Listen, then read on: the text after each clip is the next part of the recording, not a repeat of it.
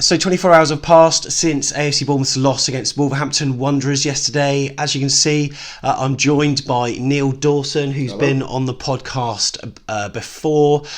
It's really interesting to speak to Neil because he's always forthright with his opinions, as were you on the 5-word match reports. So after the game, we put out a tweet. In fact, it was this morning, very late, asking for your summaries of the game in 5 words, and these were they.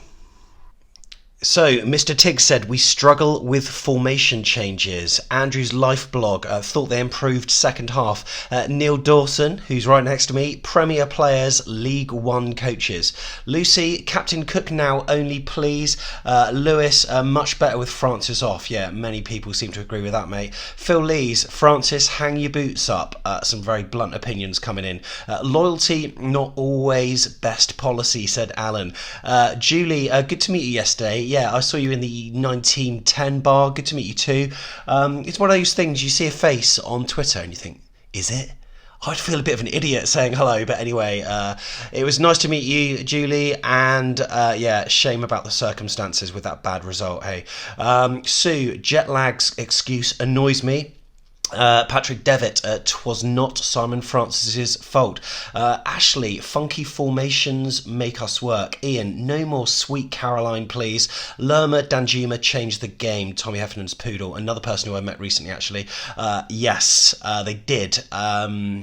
Should have been on from the start, Lerma at least. 3 at the back, why, said DJ Mischief. James, glad I was on holiday, wish I was too, James. Also, start Danjuma, Lerma next week, said Sue again. Luke, Eddie, what were you thinking? Tim, first half was dog shit. Tom Jordan, no Lerma, no party, again. Baby Duck, Eddie pays price for loyalty. And love Franno, but he's done. Jeff Anderson, 5 at the back. No, a yard off the pace, said Steve Butler. Please, Eddie, sort it out. DJ again.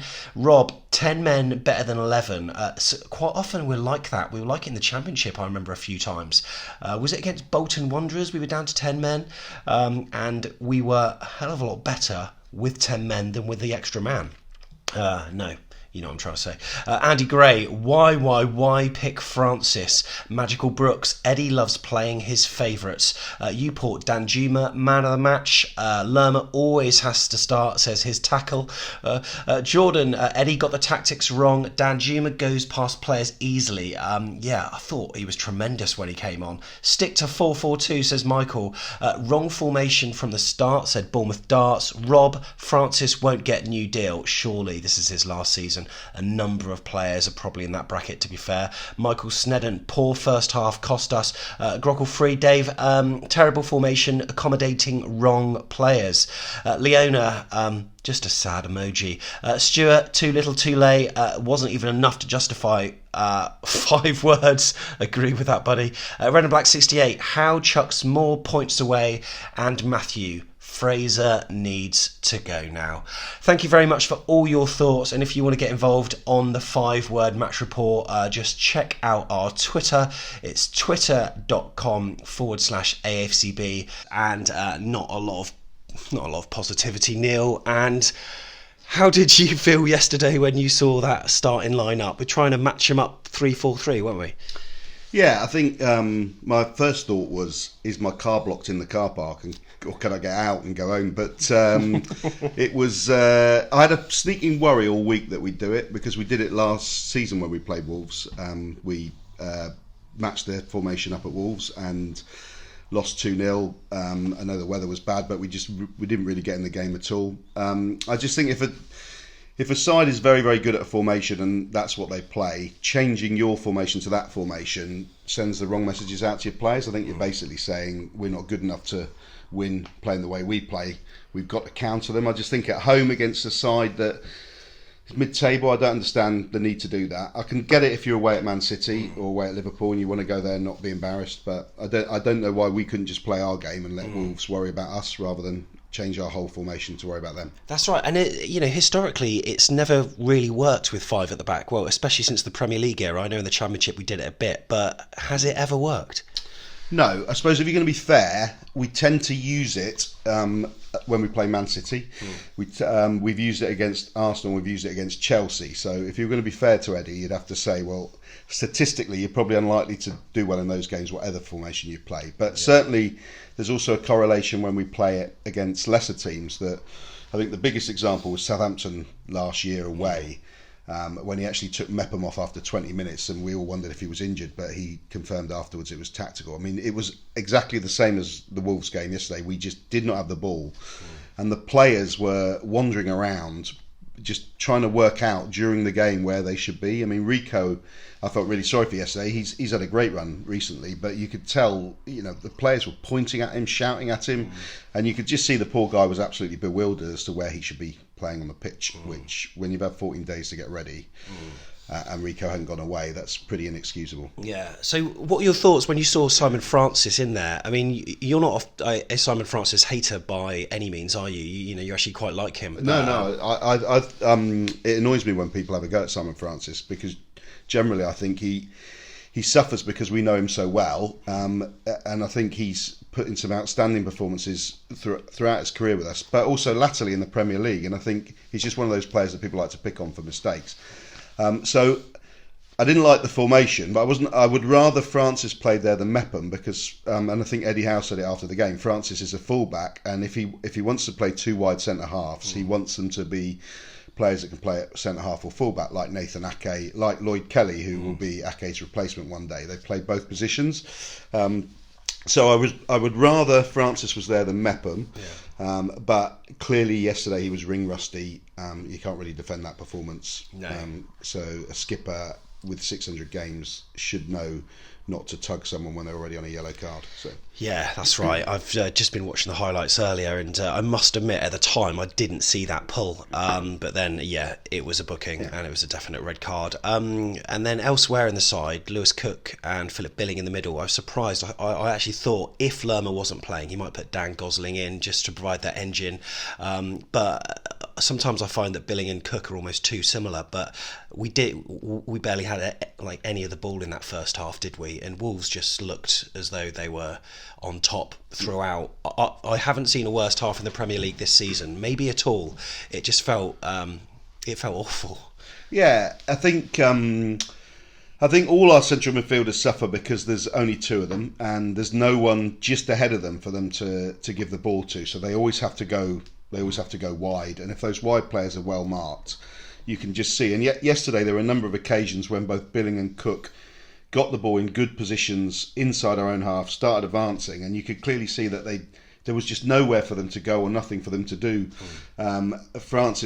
Wilson was really well marked up front, and the other Wilson and Fraser just weren't finding any gaps or spaces. The fullbacks were too tied up with the Wolves wingers, and literally you could just see almost bewilderment as where do we go with this. Then they end up messing around, playing it between each other, losing it, getting rollocked, and then giving away such stupid fouls when the ball was moving back in the other direction. So I think Billing, once he was booked, I think someone mentioned it online, once Billing's booked, he's not like Lerma, who spent his entire career playing on a yellow card. Billing is like nervous about what should I do next, and off he went at half time. And I think was it Villa that we did the same thing with him? Yeah, that's right.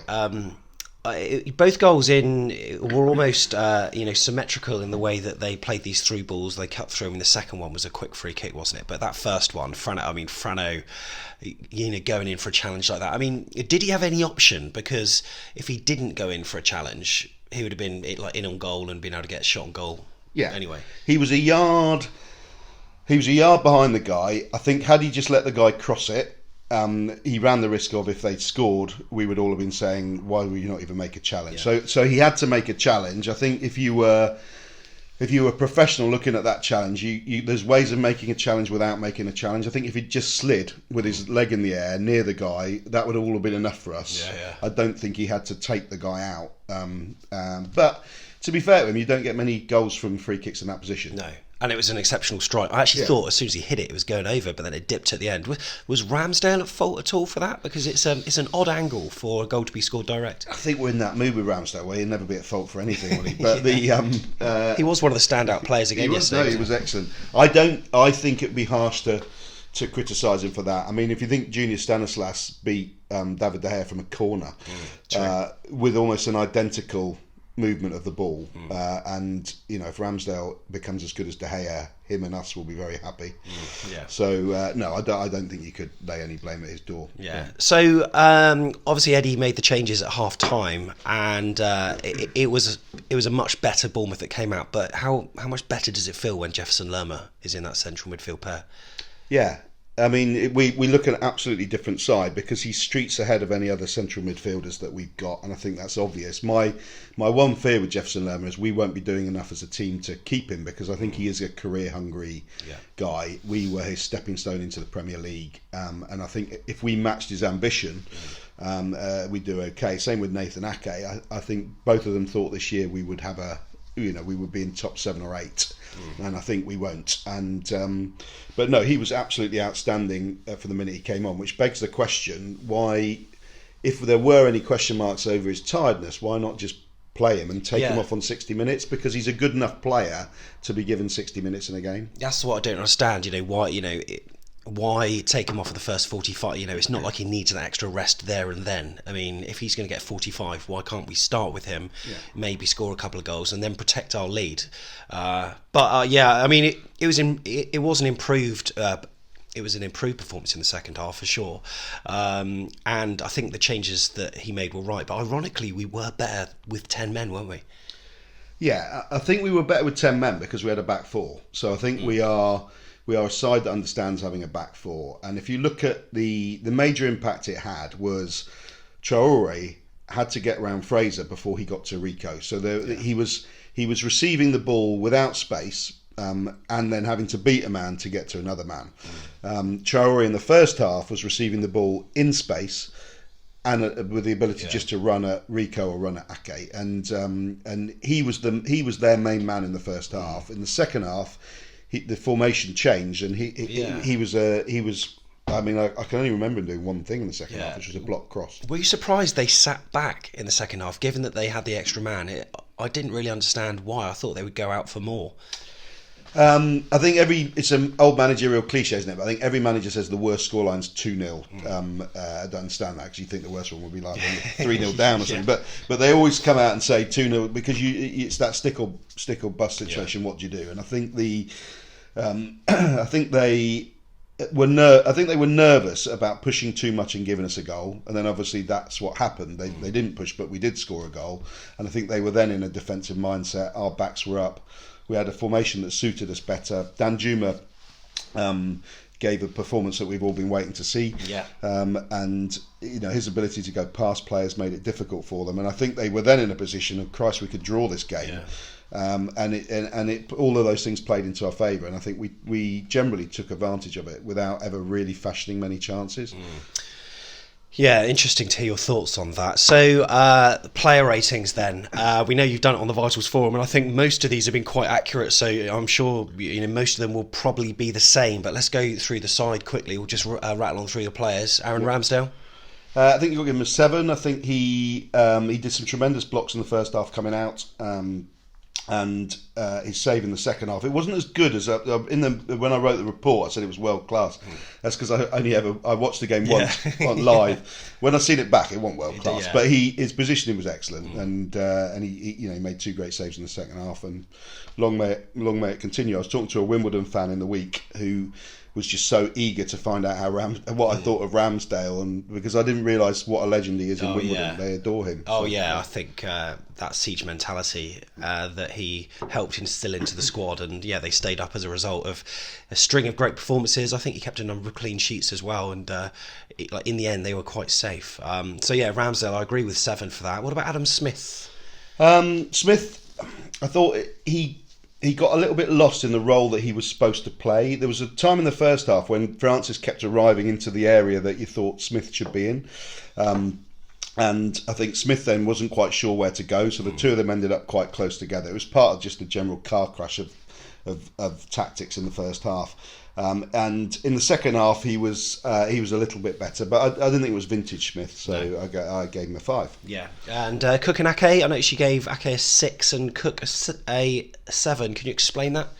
Yeah, I think Ake was caught in two minds a couple of times against Traore, and then he also had Doherty arriving at different positions, and I think that Wolves are brilliant at doing that. They throw people into positions that you're not expected, and that leaves the person marking them wondering, do they go with them or do they mark the space?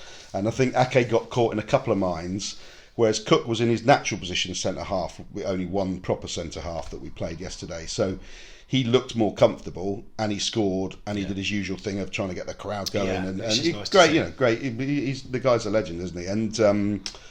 And I think Ake was all right, but he just was caught a little bit out on the left. So. Yeah. Rico, obviously you said he had a bit of a shaky start, which he did, and you're giving him a 6. I would say that's pretty fair, but he did grow into the game. Yeah, he grew into the game. When he was put back in his left-back slot, he knew what he was doing. In the first half, I felt terribly sorry for him, because I don't know, you'd have to ask them, but I think the players on the pitch were giving him different instructions to what he'd received before the game. Right, because you could see him keep shouting at them, no, I'm supposed to be here. This is where I'm going to be, And both Ake and Lewis Cook, on a couple of occasions in the first half, gave him a right rollicking for saying you should be here, you should be there. And he kept saying, no, I should be here.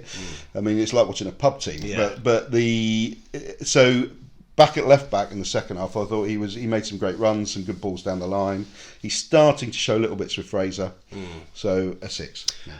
Simon Francis, what score do you think he deserves for yesterday? I think if you get sent off, you always get a 3 or a 4, don't you? And so that that just goes without saying. And I think a 3, because before he got sent off, he also gave away the first goal. So gave away a goal, got sent off. Was only on the pitch 20 minutes. Yeah. Your standout midfielder, we'll rattle through these, but your standout midfielder was Lewis Cook. Out of the 4, Lewis Cook was the one that impressed you the most, it seems. Yeah, standouts probably generous, eulogising it a bit. Yeah, he was I gave him a 6. So I think he tried to keep the ball moving, he tried to do the right things. I think he was a little outnumbered, but he was all right. So. And then Wilson on the right-hand side, again, like you say, looks a shadow of the player that he does for Wales. And is that due to the position that he's in, just penned down to that right flank? Yeah, I think so. I don't think he's quite mastered that position yet. It might not be beyond him to master it. He seems like he's a bright lad. But he's not in any way, shape or form a proper winger at the moment, and or a wide midfielder.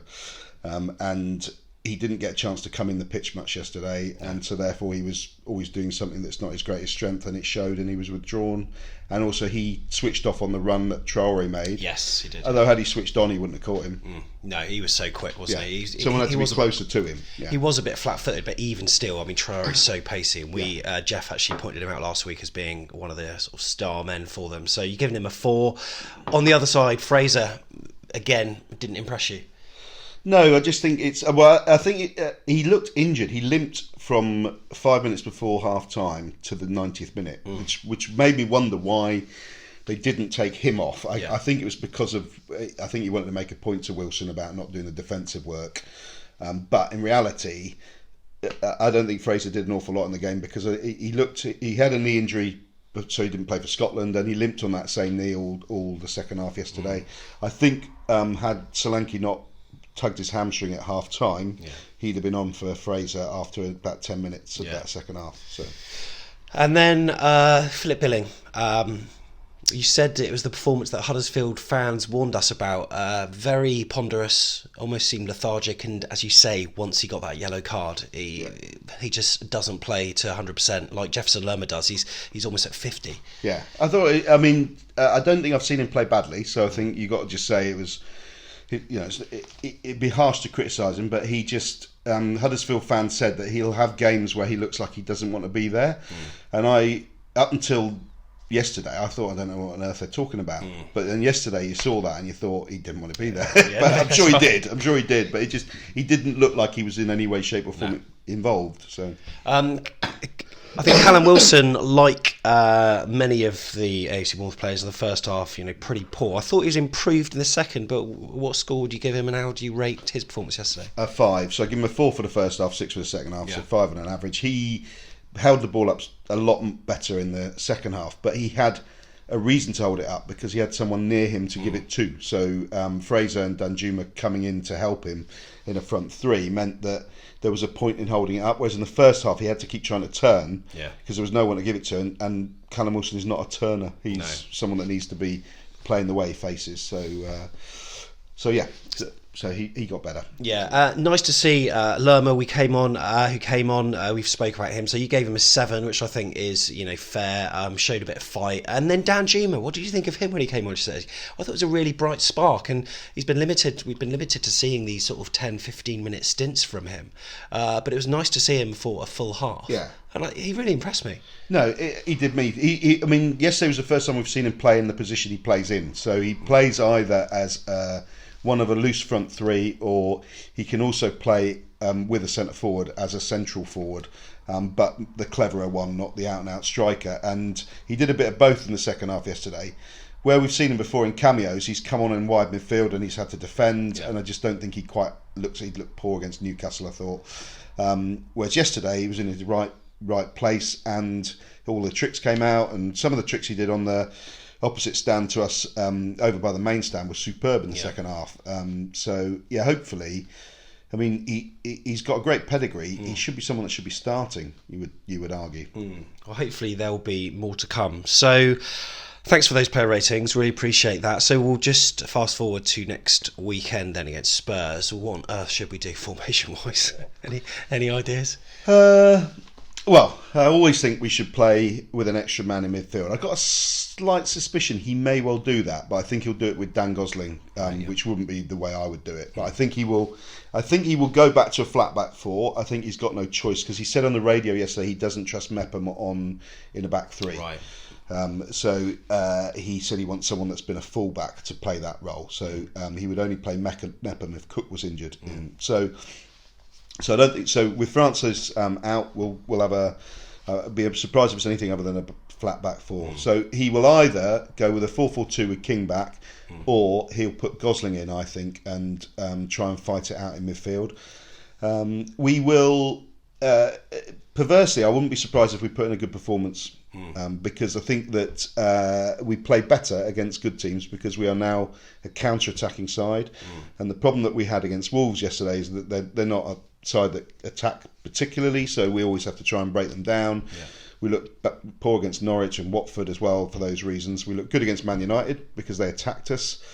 I think we didn't look good against Newcastle because, again, they like to defend deep. So Tottenham will attack us at home, and I think as a result we'll look better. I don't think we'll win, but I think we will come out of it saying that was a much better performance. Oh, let's hope so. So Neil, thank you very much for your thoughts today. If you want to follow Neil, he's on Twitter. It's at NeilDerrick69. Also on the Vitals forum, check out his match report as well. We'll pop the link in the description there for you to have a look at.